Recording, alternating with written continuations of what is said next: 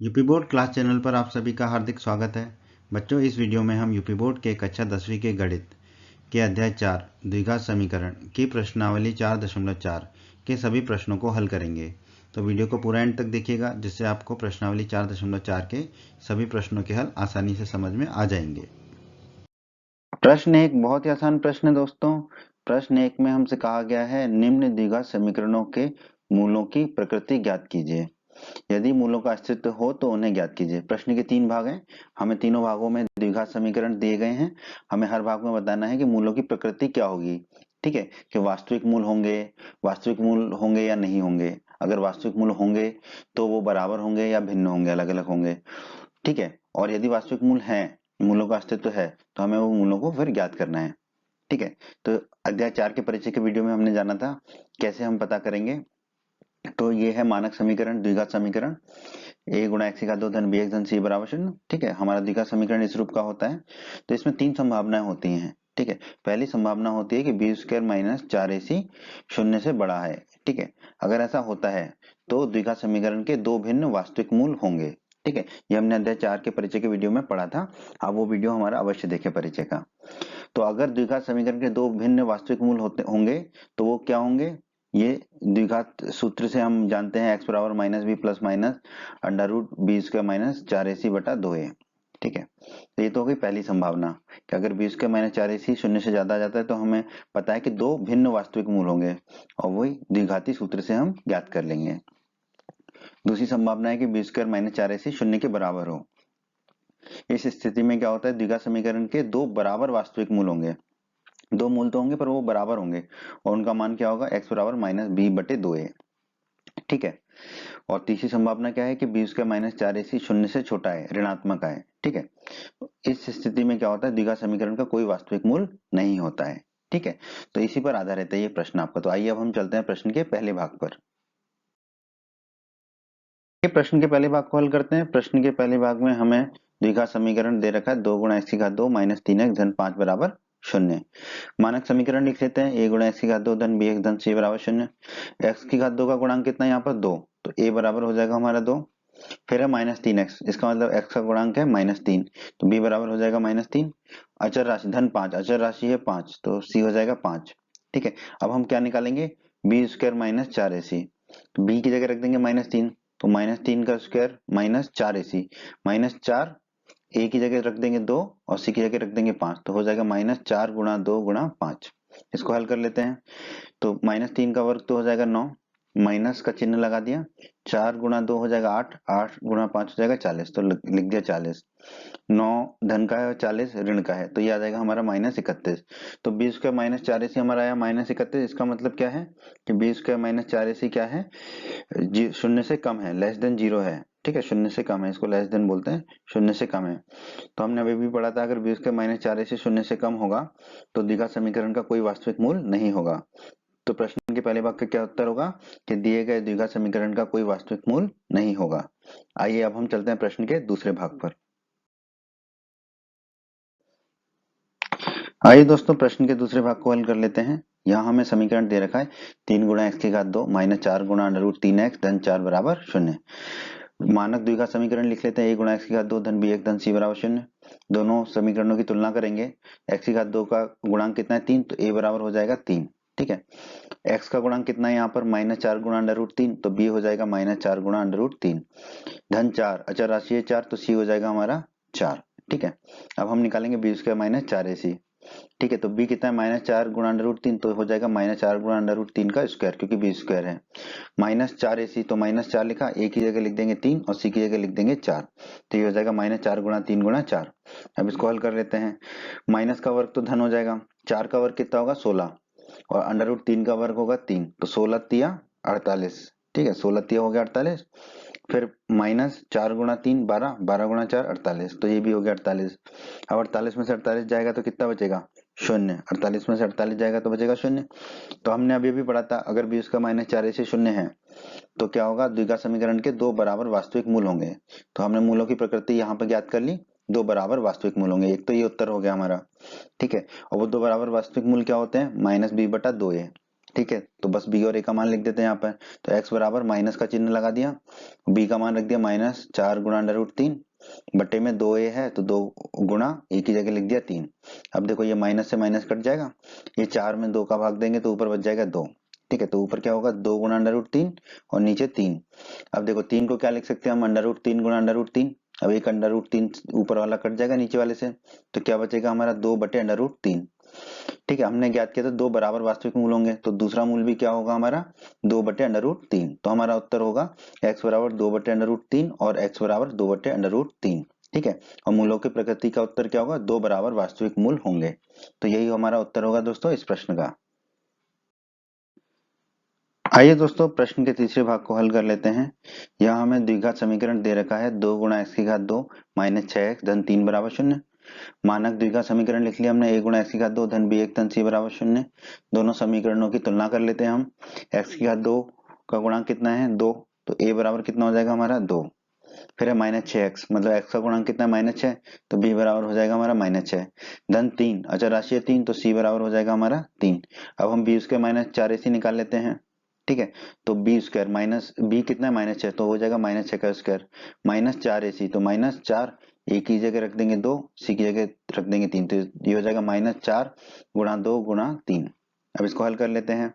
-6 का वर्ग हो जाएगा 36, माइनस का चिन्ह लगा दिया, 4 गुणा 2 8, 8 गुणा 3 24। ठीक है, 36 में से 24 जाएगा तो बचेगा 12। तो हमारा बी उसका -4ac क्या आया, धनात्मक आया, शून्य से अधिक आया। हमने हमने अभी अभी पढ़ा था कि अगर b उसका -4ac शून्य से अधिक है तो द्विघात समीकरण के दो भिन्न वास्तविक मूल होंगे। तो मूलों की प्रकृति हमने ज्ञात कर ली कि दो भिन्न वास्तविक मूल होंगे। अब वो दो भिन्न वास्तविक मूल क्या होंगे, द्विघाती सूत्र से हम ज्ञात कर सकते हैं x बराबर -b plus minus under root B square -4ac बटे 2a। ए बी सी के मान रख देंगे यहाँ पर, माइनस का चिन्ह लगा दिया और b की जगह रख दिया -6। ठीक है, अब अंडर रूट के अंदर बी स्क्वायर -4ac है, बी स्क्वायर -4ac हम पहले ही निकाल चुके हैं 12, तो हमने अंडर रूट के अंदर सीधे सीधे 12 लिख दिया। बटे में 2a है तो 2 गुणा a की जगह रख देंगे 2। ठीक है, अब ये माइनस का चिन्ह ये माइनस का चिन्ह कट जाएगा, तो x बराबर आ जाएगा हमारा 6 प्लस माइनस अंडर रूट 12 बटे 4, 2 गुणा 2 हो जाएगा हमारा 4।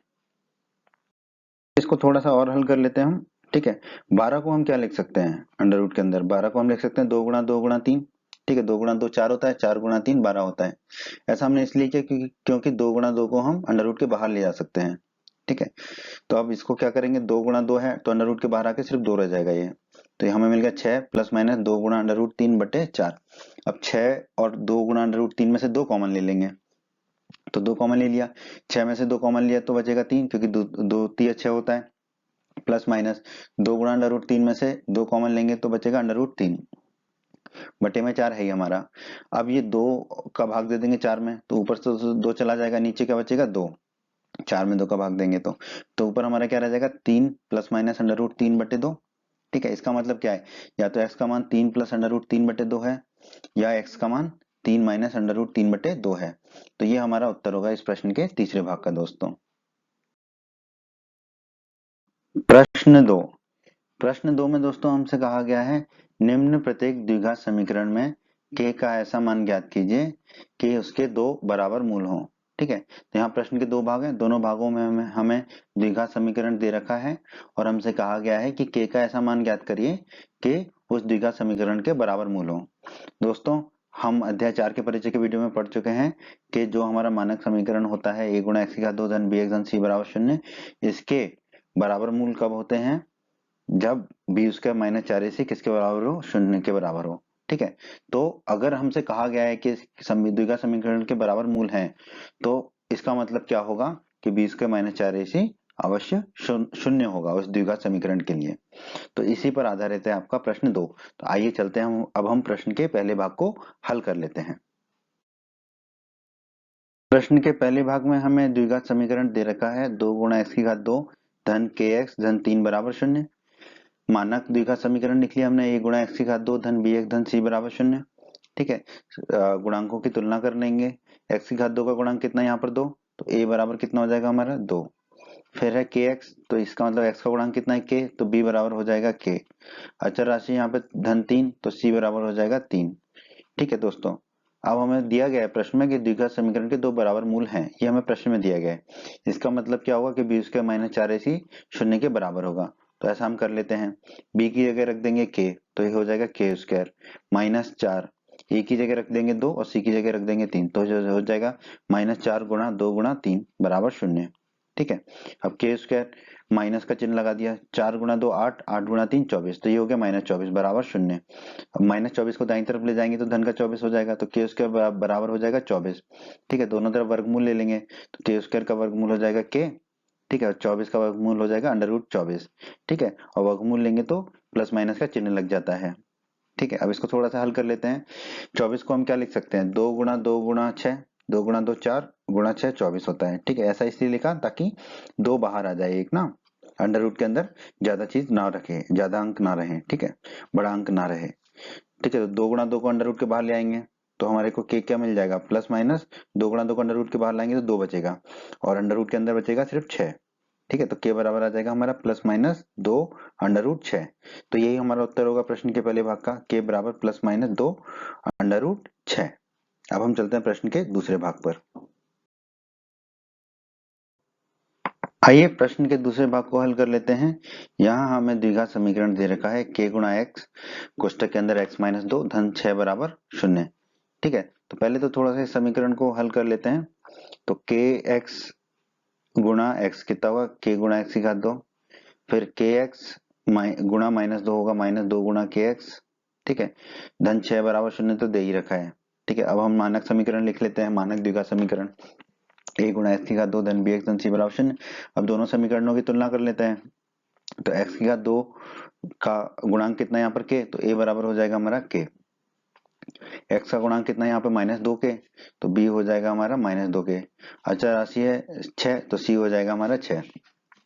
अब हमसे कहा गया है प्रश्न में द्विघात समीकरण के दो बराबर वास्तविक मूल हैं, जिसका मतलब बी स्क्वायर माइनस 4ac बराबर 0 होगा। तो हम कर लेते हैं, तो b की जगह रख देंगे माइनस 2k, तो माइनस 2k का whole square minus 4ac, 4 a की जगह रख देंगे k और c की जगह रख देंगे 6, तो माइनस 4 गुणा k गुणा 6 बराबर 0। ठीक है, माइनस दो के का होल वर्ग कितना होगा, माइनस तो चला जाएगा, 2 का वर्ग होगा 4 और k का वर्ग होगा k स्क्वायर, तो ये हो जाएगा 4k स्क्वायर माइनस, ठीक है, 4 और 6, 4 गुणा 6 होगा 24, तो ये हो जाएगा माइनस 24 के है इसमें। ठीक है, अब इन दोनों में के 4 के कॉमन आ रहे हैं, तो 4 के को कॉमन ले लेंगे, तो 4 के की घात 2 में से 4 के कॉमन लेंगे तो के बचेगा, और माइनस 24 के में से 4 के कॉमन लेंगे तो माइनस 6 बचेगा बराबर 0। इसका मतलब क्या हुआ, या तो 4 के शून्य है, ठीक है, या फिर के माइनस 6 शून्य है। 4 के शून्य है का मतलब क्या हुआ, के शून्य है, और अगर के माइनस 6 शून्य है तो माइनस 6 को दाईं तरफ ले जाएंगे तो क्या आ जाएगा, के बराबर 6 आ जाएगा। तो दोस्तों हमारा के बराबर 0 और के बराबर 6 आया, परंतु हम के बराबर 0 का मान अगर समीकरण में रख के देखते हैं तो क्या मिलता है हमको। ठीक है, जो समीकरण दे रखा है, के समीकरण था हमारा के एक्स गुणा एक्स माइनस 2 धन 6 बराबर 0, तो के की जगह 0 रख देंगे। ठीक है, बाकी समीकरण को वैसे ही लिख दिया। अब 0 का गुणा किसी से भी करें तो 0 होता है, तो हो जाएगा 0 धन 6 बराबर 0। 6 बराबर 0 तो नहीं होता है। ठीक है, हमें 6 बराबर 0 मिला, अतः के बराबर 0 जो है समीकरण को कभी भी संतुष्ट नहीं करेगा। और वैसे भी देखो, अगर हम के का मान 0 रख देंगे तो एक्स की घात 2 चली जाएगी, तो वो द्विघात समीकरण बचेगा ही नहीं। ठीक है, सिर्फ 6 बराबर 0 बचेगा। ठीक है, इसका मतलब के का मान 0 नहीं होगा। ठीक है, तो फिर के का मान क्या होगा, 6 होगा। तो प्रश्न के दूसरे भाग का क्या उत्तर है हमारा, के बराबर 6। बच्चों, अगर आप हमारे यूपी बोर्ड क्लास चैनल पर नए हैं और आपने अभी तक हमारे यूपी बोर्ड क्लास चैनल को सब्सक्राइब नहीं किया है, तो जल्दी से सब्सक्राइब बटन को दबाकर यूपी बोर्ड क्लास चैनल को सब्सक्राइब कर लीजिए और बेल आइकन को भी दबा दीजिए। इससे आपको क्या फायदा होगा, जब भी हमारा कोई नया वीडियो आएगा तो उसका नोटिफिकेशन सबसे पहले आपको मिलेगा, और जब भी आप यूट्यूब में वीडियोज को सर्च करेंगे तो आपको हमारे चैनल के वीडियोज ऊपर नजर आने लगेंगे। बच्चों, इस अध्याय के बाकी सभी वीडियोस को देखने के लिए आप कभी भी आई बटन पर क्लिक कर सकते हैं। आई बटन पर क्लिक करने से आपको इस अध्याय के बाकी सभी वीडियोस के लिंक मिल जाएंगे। प्रश्न 3 बहुत ही आसान प्रश्न है दोस्तों। प्रश्न 3 में हमसे कहा गया है, क्या एक ऐसी आयताकार आम की बगिया बनाना संभव है जिसकी लंबाई चौड़ाई से दुगनी हो और उसका क्षेत्रफल 800 मीटर स्क्वायर हो। यदि है तो उसकी लंबाई और चौड़ाई ज्ञात कीजिए। ठीक है, तो दोस्तों मान लेते हैं कि बगिया की चौड़ाई जो है x मीटर है और हमें प्रश्न में कहा गया कि बगिया की जो लंबाई है चौड़ाई से दुगनी होगी। तो अगर चौड़ाई x है तो लंबाई दुगनी होगी, तो लंबाई कितनी हो जाएगी 2x मीटर। ठीक है, अब हमें दिया गया है प्रश्न में कि बगिया का क्षेत्रफल कितना है 800 मीटर स्क्वायर। हम जानते हैं किसी भी आयत का क्षेत्रफल होता है लंबाई गुणा चौड़ाई।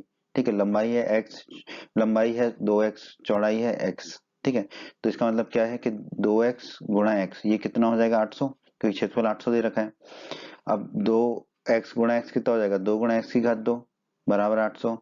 800 में 2 का भाग देंगे तो x 800 की जगह क्या बचेगा 400, तो x की घात 2 कितना हो जाएगा 400। ठीक है, क्योंकि 2 का भाग यहाँ जाएगा 2 का भाग यहाँ जाएगा, तो यहाँ से 2 चला जाएगा और 800 में 2 का भाग जाके बचेगा 400। अब दोनों तरफ वर्गमूल ले लेंगे तो x की घात 2 का वर्गमूल हो जाएगा x, और ये हो जाएगा प्लस माइनस अंडर रूट 400। ठीक है, अंडर रूट 400 होता है 20, तो x बराबर आ जाएगा हमारा प्लस माइनस 20। ठीक है, x हमने माना था बगिया की चौड़ाई। ठीक है, तो इसका मतलब x या तो प्लस 20 होगा या माइनस 20, परंतु हम जानते हैं आयत की भुजा कभी भी ऋणात्मक नहीं हो सकती, तो x बराबर माइनस 20 संभव नहीं है, तो x बराबर 20 ही संभव है। तो दोस्तों x बराबर 20 संभव है, ये हमने लिख दिया। इसका मतलब प्रश्न के पहले भाग का उत्तर क्या हुआ, हाँ एक ऐसी आयताकार आम की बगिया बनाना संभव है, क्योंकि हमारा जो है x का मान वास्तविक आ गया 20। ठीक है, तो x बराबर 20 आ गया और x हमने माना था बगिया की चौड़ाई, तो बगिया की चौड़ाई तो हो गई 20 मीटर और बगिया की लंबाई कितनी थी 2x। ठीक है, तो 2 गुणा x, तो x की जगह रख देंगे 20, तो 2 गुणा 20, 2 गुणा 20 होता है 40, तो बगिया की लंबाई आ जाएगी 40 मीटर। तो प्रश्न का उत्तर होगा हाँ, ऐसी एक तो होगा हाँ, क्योंकि ऐसी आयताकार आम की बगिया बनाना संभव है और उसकी चौड़ाई है 20 मीटर और लंबाई होगी 40 मीटर। आप देखिए 20 गुणा 40 करेंगे तो 800 मीटर स्क्वायर आपका क्षेत्रफल भी आ जाएगा। तो यही होगा प्रश्न का उत्तर। प्रश्न 4 में दोस्तों हमसे कहा गया है क्या निम्न स्थिति संभव है, यदि है तो उनकी वर्तमान आयु ज्ञात कीजिए। स्थिति क्या है, दो मित्रों की आयु का योग 20 वर्ष है, 4 वर्ष पूर्व उनकी आयु का गुणनफल 48 था। तो दोस्तों मान लेते हैं कि जो दो दोस्तों में पहले दोस्त की वर्तमान आयु x वर्ष है, ये मान लिया हमने। अब हमें प्रश्न में दिया गया है कि दोनों मित्रों की आयु का योग कितना 20 वर्ष है, तो दूसरे मित्र की वर्तमान आयु कितनी होगी 20 माइनस एक्स। ठीक है, दूसरे मित्र की वर्तमान आयु आ गई 20 माइनस एक्स वर्ष।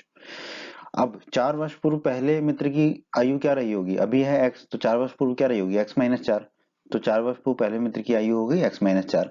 उसी प्रकार 4 वर्ष पूर्व दूसरे मित्र की आयु क्या होगी, अभी है दूसरे मित्र की आयु 20 माइनस एक्स, तो 4 वर्ष पूर्व होगी 20 माइनस एक्स माइनस 4, 20 में से 4 को माइनस करेंगे तो बचेगा 16 और माइनस एक्स है, तो ये हो जाएगा 16 माइनस एक्स।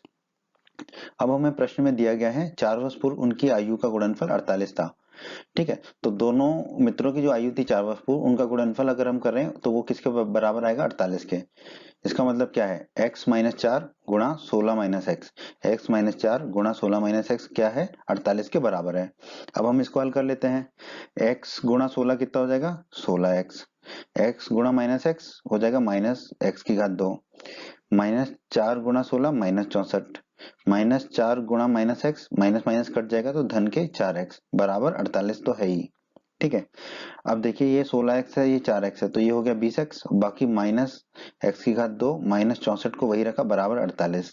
ठीक है, अब ये बाईं तरफ वाले सभी पदों को हम दाईं तरफ ले जाएंगे तो उनके चिन्ह बदल जाएंगे, तो बाईं तरफ बचेगा सिर्फ शून्य, दाईं तरफ 48 पहले से ही था, 20x दाईं तरफ गया तो माइनस 20x हो गया, माइनस एक्स की घात 2 दाईं तरफ गया तो धन का x की घात 2 हो गया, और माइनस 64 दाईं तरफ गया तो धन का 64 हो गया। समीकरण को आगे हल कर लेते हैं हम। ठीक है, अब बस हम क्या करते हैं, ये जो समीकरण है ये 48 और 64 कितने हो जाएंगे हमारे, 48 और 64 को जोड़ेंगे तो 112 आ जाएगा, तो माइनस 20x धन x की घात 2 धन 112 हो जाएगा, क्योंकि 48 और 64 जोड़ेंगे तो 112 आ जाएगा। अब बस हम इसको x की घातों के घटते हुए क्रम में लिख देते हैं, तो हमने लिख दिया x की घात 2 माइनस 20x धन 112। अब शून्य को बाईं तरफ बराबर में लिखे या दाईं तरफ बराबर में लिखे एक ही बात होती है, तो ये आ गया हमारा द्विघात समीकरण। ठीक है, अब हम मानक द्विघात समीकरण लिख लेते हैं, दोनों समीकरण की तुलना कर लेते हैं। x की घात 2 का गुणांक कितना है यहाँ पर 1, तो a बराबर हो जाएगा 1, फिर है माइनस 20x, इसका मतलब x का गुणांक है माइनस 20, x का गुणांक क्योंकि माइनस 20x है ना ये, तो x का गुणांक है माइनस 20, तो b हो जाएगा माइनस 20 धन 112, तो c हो जाएगा चौरासी 112, c हो जाएगा 112। ठीक है, c हो गया 112। अब हम पहले निकाल लेते हैं बी स्क्वायर माइनस 4ac कितना आ रहा है हमारा, तो b कितना है -20, तो बी स्क्वायर हो जाएगा -20 का स्क्वायर माइनस 4ac, -4 लिखा, a की जगह 1 लिखा और c की जगह 112 लिखा। ठीक है, अब -20 का वर्ग कितना हो जाएगा हमारा, -20 का वर्ग हो जाएगा, माइनस का वर्ग तो धनात्मक ही होता है, किसी भी चीज का वर्ग धनात्मक ही होता है, 20 का वर्ग होता है 400। अब ये माइनस का चिन्ह लगा दिया, 4 गुणा 1 तो 4 ही रहेगा, और फिर 4 गुणा 112, ठीक है, 4 गुणा 112 हो जाएगा 448। ठीक है, तो ये हो गया 400 माइनस 448, 400 में से 448 जाएंगे तो कितना बचेगा, ऋण के 48। इसका मतलब क्या हुआ, 20 का माइनस 4ac हमारा क्या आया, ऋणात्मक आया, लेस देन 0 आया। ठीक है, और हम जानते हैं, हमने अध्याय 4 के परिचय के वीडियो में पढ़ा है कि अगर 20 का माइनस 4ac 0 से कम है, शून्य से कम है, तो इस द्विघात समीकरण का कोई वास्तविक मूल नहीं होगा। ठीक है, तो इसका मतलब क्या है, यह स्थिति संभव ही नहीं है, तो इसका उत्तर होगा नहीं। ठीक है, यह स्थिति संभव नहीं है, तो इस प्रश्न का उत्तर होगा यह स्थिति संभव नहीं है, इसलिए इसके कोई वास्तविक मूल होंगे भी नहीं। तो प्रश्न का यही उत्तर है कि यह स्थिति संभव नहीं है। प्रश्न 5 में दोस्तों हमसे कहा गया है, क्या परिमाप 80 मीटर तथा क्षेत्रफल 400 मीटर स्क्वायर के एक आयताकार पार्क को बनाना संभव है, यदि है तो उसकी लंबाई और चौड़ाई ज्ञात कीजिए। दोस्तों मान लेते हैं कि पार्क की लंबाई है x मीटर और पार्क की चौड़ाई है y मीटर, ये हमने मान लिया है। ठीक है, अब हमें दिया गया है आयताकार पार्क का परिमाप कितना है, 80 मीटर। हम जानते हैं दोस्तों परिमाप कितना होता है किसी भी आयत का, 2 गुणा लंबाई धन चौड़ाई। इसका मतलब क्या है कि 2 गुणा लंबाई है x धन चौड़ाई है y बराबर कितना होगा, 80। ठीक है, अब 2 का भाग देंगे 80 में तो 40 बचेगा, तो x धन y बराबर आ जाएगा 40। ठीक है, y को हम दाईं तरफ ले जाते हैं तो ऋण का हो जाएगा, तो x बराबर हो गया 40 माइनस वाई। ठीक है, तो x का मान हमने y के रूप में लिख दिया 40 माइनस वाई। आगे बढ़ते हैं, प्रश्न में कहा गया है आयताकार पार्क का क्षेत्रफल कितना है, 400 मीटर स्क्वायर। हम जानते हैं किसी भी आयत का क्षेत्रफल होता है लंबाई गुणा चौड़ाई, लंबाई है x चौड़ाई है y, तो x गुणा y हो जाएगा 400। अब x का मान कितना है यहाँ पर, 40 माइनस वाई है, यहाँ पर देखिए, तो ये 40 माइनस वाई रख देंगे x की जगह, तो हो जाएगा हमारा 40 माइनस वाई गुणा y पहले से ही है बराबर 400। कोष्टक में गुणा कर लेंगे, 40 का गुणा y से करेंगे तो 40y आ जाएगा, माइनस y का गुणा y से करेंगे तो माइनस y की घात 2 आ जाएगा, बराबर 400 पहले से ही है। अब ये दोनों पदों को हम दाईं तरफ ले जाएंगे तो इन दोनों के चिन्ह बदल जाएंगे, तो यहाँ बचेगा शून्य, 400 दाईं तरफ पहले से ही है, 40y दाईं तरफ गया तो माइनस 40y हो गया, माइनस y की घात 2 दाईं तरफ गया तो धन y की घात 2 हो गया। ठीक है, अब क्या करते हैं, इसको y के घात के घटते क्रम में रख लेते हैं। ठीक है, तो y की घात 2 सबसे पहले आ जाएगा, फिर माइनस 40y लिख दिया, फिर धन के 400 बराबर शून्य है। अब इसको क्या करेंगे, शून्य को दाईं तरफ ले जाएंगे, एक ही बात है, तो हमें क्या मिलेगा, y की घात 2 माइनस 40y धन 400 बराबर शून्य। तो दोस्तों हमने ये समीकरण निकाल लिया है, y की घात 2 माइनस 40y धन 400 बराबर शून्य। ये द्विघात समीकरण का रूप है। हम मानक द्विघात समीकरण लिख लिया है, a गुणा y की घात 2 धन by धन c बराबर शून्य। दोनों समीकरणों की तुलना कर लेंगे, तो यह y की घात 2 यानी कि y की घात 2 का गुणांक कितना है, 1, तो a बराबर हो जाएगा 1। फिर है माइनस 40y यानी कि y का गुणांक कितना है, -40, तो b हो जाएगा -40 धन 400, अचर राशि है 400 तो c हो जाएगा 400। अब हम ज्ञात कर लेते हैं बी स्क्वायर माइनस 4ac, ताकि हमें पता चल जाए द्विघात समीकरण के वास्तविक मूल होंगे या नहीं। तो B square minus 4ac, B कितना है -40, तो -40 का स्क्वायर माइनस 4ac, तो -4, a की जगह रख दिया 1 और c की जगह रख दिया 400। ठीक है, अब -40 का वर्ग कितना होगा, वर्ग तो हमेशा धनात्मक ही होता है। ठीक है, तो 40 का वर्ग -40 का वर्ग आ जाएगा 1600। ठीक है, -4 गुणा 1 4 होता है, 4 गुणा 400 होगा 1600, तो ये हो जाएगा -1600। 1600 में से 1600 जाएंगे तो शून्य बचेगा। ठीक है, अब हम जानते हैं अगर बी स्क्वायर माइनस 4ac शून्य है, तो इसका मतलब क्या होता है कि द्विघात समीकरण के दो बराबर वास्तविक मूल होंगे, दो बराबर मूल होंगे और वास्तविक होंगे। ठीक है, तो ये संभव तो है, ये स्थिति संभव है। ठीक है, और वो मूल क्या होंगे, -b/2a। ठीक है, तो वो मूल निकाल लेते हैं, y बराबर माइनस का चिन्ह रखा, b है कितना -40, तो -40 रख दिया, बटे 2a, 2 a की जगह रख दिया 1, माइनस से माइनस कट जाएगा तो ऊपर बचेगा 40 और बटे में नीचे 2 गुणा 1 हो जाएगा 2, 40 में 2 का भाग देंगे तो y आ जाएगा हमारा 20। ठीक है, y का मान आ गया हमारा 20। तो दोस्तों y हमने क्या माना था, पार्क की चौड़ाई, और y हमारा आ रहा है 20।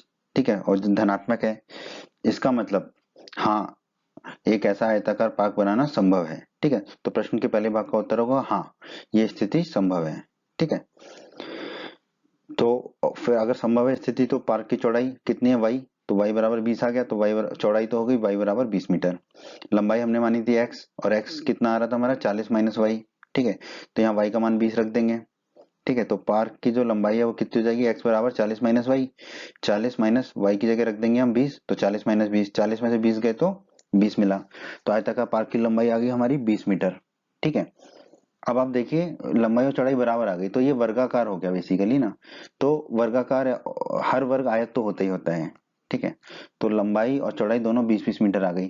ठीक है, अब आप देखिए इसका क्षेत्रफल कितना होगा, 20 गुणा 20, लंबाई गुणा चौड़ाई, 20 गुणा 20 कितना होता है 400, यही प्रश्न में दे रखा है। और परिमाप कितना होगा, 2 गुणा लंबाई धन चौड़ाई, लंबाई धन चौड़ाई कितना होगा 20 धन 20 40, गुणा 2 करेंगे तो 80 आ रहा है। ठीक है, तो हमारा उत्तर सही है। तो प्रश्न का हमारा उत्तर होगा हाँ, स्थिति संभव है, और पार्क की चौड़ाई आ गई हमारी 20 मीटर और लंबाई आ गई 20 मीटर। तो यही हमारा प्रश्न का उत्तर है दोस्तों। उम्मीद करते हैं बच्चों आपको हमारा ये वीडियो पसंद आया होगा। बच्चों, अगर आप यूपी बोर्ड क्लास चैनल पर नए हैं और आपने अभी तक हमारे चैनल को सब्सक्राइब नहीं किया है, तो सब्सक्राइब बटन को दबाकर जल्दी से चैनल को सब्सक्राइब कर लीजिए और बेल आइकन को भी दबा दीजिए। इससे आपको क्या फ़ायदा होगा, जब भी हमारे चैनल पर कोई भी नया वीडियो आएगा तो उसका नोटिफिकेशन आपको सबसे पहले मिल जाएगा। और जब भी आप यूट्यूब पर कोई वीडियो सर्च करेंगे तो हमारे चैनल के वीडियोज़ आपको ऊपर नज़र आने लगेंगे। आप हमारे वीडियोज़ को अपने सभी दोस्तों के साथ व्हाट्सएप और फेसबुक पर अवश्य शेयर करें, जिससे आपके दोस्तों का भी लाभ हो सके। आपको वीडियो पसंद आई है तो वीडियो को लाइक अवश्य करें, और इस अध्याय के अन्य सभी वीडियोस को देखने के लिए आई बटन पर क्लिक करें। आई बटन पर क्लिक करने से आपको इस अध्याय के सभी वीडियोस के लिंक मिल जाएंगे। धन्यवाद बच्चों।